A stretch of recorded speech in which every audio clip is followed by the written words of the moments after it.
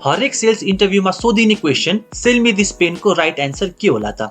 यदि तपाईँलाई थाहा छैन भने यो भिडियोमा म तपाईँहरूलाई एउटा पेन कसरी सेल गर्ने भनेर सिकाउने छु र यो स्ट्र्याटेजी तपाईँले राम्रोसँग बुझ्नुभयो भने तपाईँले आफ्नो कस्टमर्सलाई इजिली आफ्नो प्रोडक्ट अथवा सर्भिस सेल गर्न सक्नुहुन्छ। सो फर्स्टमा बुझौँ कि एउटा अमेच्योर सेल्सम्यानलाई सेल मी दिस पेन भन्दा कसरी सेल गर्छ त? यो पेन बेच्नुपर्ने हो सर।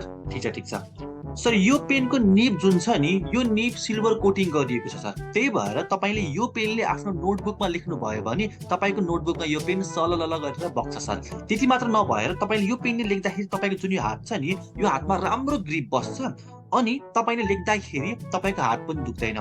त्यति मात्र कहाँ हो र सर, यो पेन मेड इन जापान हो सर। त्यही भएर तपाईँको यो पेन कतिखेर झर्यो भने पनि यो पेनलाई केही फरक पर्दैन। साथै यो पेनको जुन इङ्क छ नि, यो इङ्क यति डार्क छ कि सर, तपाईँको नोटबुकमा तपाईँले लेख्नुभयो त्यसपछि तपाईँको नोटबुकमा पानी खस्यो भने पनि नोटबुकको त्यो पेपर च्यातिएला यो पेनलाई केही फरक पर्नेवाला छैन। अझै तपाईँलाई यसको बारेमा भन्नु पर्दाखेरि चाहिँ सर होइन, अब के भन्नु सर, तपाईँको जुन यो ब्लेजर लगाइराख्नु भएको छ नि, यो ब्लेजरमा तपाईँको पेन यसरी अड्काउनु मात्र भयो भने नि तपाईँ यस्तो स्मार्ट देख्नुहुन्छ सर। तपाईँलाई त म के मात्र भन्नु सर, किन्नु न सर प्लिज यो पेन। के तपाईँ यो सेल्स पिचबाट इम्प्रेस हुनुहुन्छ त? के तपाईँ यो सेल्सम्यानबाट पेन किन्नुहुन्छ त? अभियसली नट, म त किन्नेवाला छुइनँ र इन्टरभ्युअर पनि यो सेल्स पिचबाट इम्प्रेस हुनेवाला छैन। फर्स्टमा हामीले बुझ्नुपर्छ कि जब इन्टरभ्युअरले सेल मी दिस पेन भन्छ तब उनीहरूले चाहिँ हामीबाट के सुन्न खोज्छ त नि? के उनीहरूलाई हामीले आफ्नो पेन बेचिदिने हो त? डाइरेक्टली गएर चाहिँ हाम्रो पेन यस्तो छ उस्तो छ भनेर फिचर्स र बेनिफिट्स सुनाएर हाम्रो पेन बेच्ने त होइन। इन्टरभ्युअरले हेर्न खोज्छ कि हामीले कसरी सेल गर्छौँ, हामीले कस्तो प्रोसेस कस्तो स्ट्र्याटेजी लगाउँछौँ त्यो पेन सेल गर्नको लागि। के हामीलाई सेलिङको कन्सेप्ट थाहा छ त नि? के हामीलाई एक्चुअलमा सेल्स थाहा छ त नि? त्यो हेर्न खोज्छ इन्टरभ्युअरले। तर अमेच्योर सेल्सम्यानहरूले फिचर्स र बेनिफिट्स देखाएर सेल्स गर्न खोज्छ जसले इन्टरभ्युअरलाई इम्प्रेस पार्नेवाला छैन। सो बुझौँ कि एक्चुअलमा पेन कसरी सेल गर्ने त? पेन सेल गर्नको लागि don't be a salesman, be a sales consultant. Example दिन्छु तपाईँहरूलाई म। तपाईँ हस्पिटलमा जानुभयो, तपाईँको पेट दुखिरहेको छ, तपाईँले डक्टरलाई भेट्नुभयो। के तपाईँले डक्टरलाई भेट्ने बित्तिकै डक्टरले तपाईँलाई समातेर ल्याएर ल तपाईँको लागि चाहिँ मैले 5वटा औषधि लेखिदिएको छु, यो औषधि तपाईँले बाहिर गएर किन्नुहोस्, मेरो नाम लिनुहोस्, तपाईँले मेरो नाम लिनुभयो भने तपाईँले 20-30% डिस्काउन्ट पनि पाउनुहुन्छ र यो पेन यो मेडिसिन खाइसकेपछि तपाईँको प्रब्लम सबै सल्भ हुन्छ, तपाईँको पेन सबै सल्भ हुन्छ। के डक्टरले यसरी तपाईँलाई ट्रिट गर्छ त? Obviously not. डक्टरले के गर्छ त? तपाईँलाई राम्रोसँग बुझ्छ, तपाईँलाई धेरैभन्दा धेरै क्वेसन्सहरू सोध्छ, तपाईँको प्रब्लम बुझ्छ, तपाईँलाई पेन कहिलेदेखि भइरहेको छ, तपाईँले त्यो पेन हुनको लागि केही नराम्रो कुरा पो खानुभएको थियो कि, तपाईँलाई त्यो पेनले कति दिनसम्म गाह्रो बनाइरहेको छ, त्यो सबै कुरा बुझिसकेपछि मात्र डक्टरले तपाईँलाई एउटा प्रेस्क्रिप्सन लेखिदिन्छ, तपाईँलाई मेडिसिन लेखिदिन्छ, ब्लड टेस्ट गराउन लगाउँछ या कुनै पनि कुराले तपाईँलाई चाहिँ ट्रिट गराउँछ। न कि तपाईँलाई भेट्ने बित्तिकै डाइरेक्टली तपाईँलाई आफ्नो मेडिसिन सेल गर्न खोज्छ। त्यसरी नै डक्टर भनेको एउटा कन्सल्टेन्ट हो। डक्टरले आफ्नो पेसेन्टको सबै प्रब्लमहरू बुझिसकेपछि मात्र मेडिसिनहरू चाहिँ प्रिस्क्राइब गरिरहेको हुन्छ। त्यसरी नै एज अ सेल्स कन्सल्टेन्ट हामीहरूले डाइरेक्टली पेन सेल गर्नुभन्दा पनि हामीहरूले हाम्रो प्रोस्पेक्टको रिक्वायरमेन्ट के छ, निड के छ र प्रब्लम के छ त्यो बुझ्नुपर्छ। त्यसैले तपाईँले इन्टरभ्युअरलाई सक्दो धेरैभन्दा धेरै क्वेसन्सहरू सोध्नुहोस्। जस्तै तपाईँले यो पेन कहिलेदेखि खोजिराख्नु भएको थियो?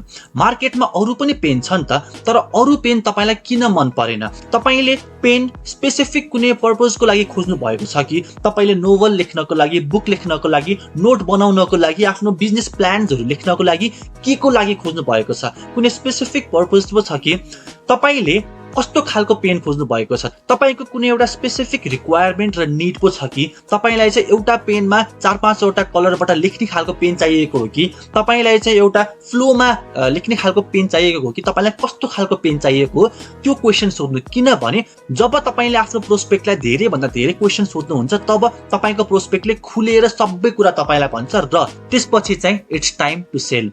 तपाईँले अहिलेसम्म के गर्नुभयो त भन्दाखेरि तपाईँले आफ्नो प्रोस्पेक्टलाई फ्रेम गर्नुभयो, तपाईँले आफ्नो प्रोस्पेक्टको बर्निङ प्रब्लम आइडेन्टिफाई गर्नुभयो, तपाईँले आफ्नो प्रोस्पेक्टको रिक्वायरमेन्ट के छ, निड के छ सबै कुरा बुझ्नुभयो। अब यो सबै कुरा बुझिसकेपछि तपाईँले त्यो सबै कुरालाई चाहिँ आफ्नो सेल्स पिचमा हालेर चाहिँ तपाईँले इन्टरभ्युअरलाई पेन सेल गर्नुपर्छ।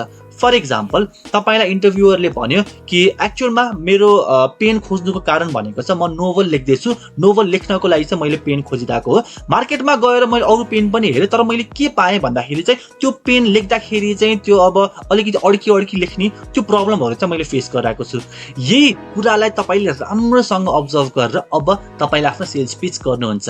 कसरी गर्नुहुन्छ त भन्दाखेरि चाहिँ तपाईलाई थाहा छ सर, हाम्रो कम्पनीले यो पेन नोभल लेख्नको लागि नै डिजाइन गरेको र कोइन्सिडेन्टली तपाईलाई पनि नोभल लेख्नको लागि नै चाहिरहेको रहेछ।